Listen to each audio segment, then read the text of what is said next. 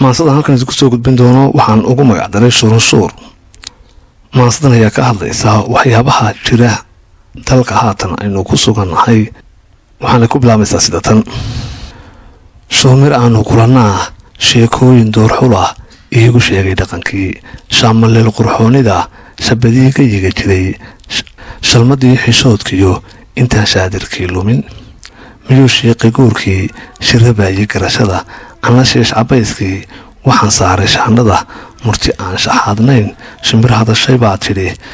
shubbay noqotay kayntii rag baa shiday dhirteennii, shibbay jiray cadaaladii shilin baa la dhaafsaday, shiraaboor ayaan tegay shilin baa garsoorhayd, shaahana quraanjiyo gafanaa shubaayey.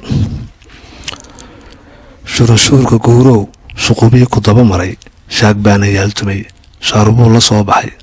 shalow dabinadii yiil shabaagtii daxsoonayd, shurkadii dhexdeenna markama ma shukayn karo, shuba malabka hays odhan shinaad diriri daagtid,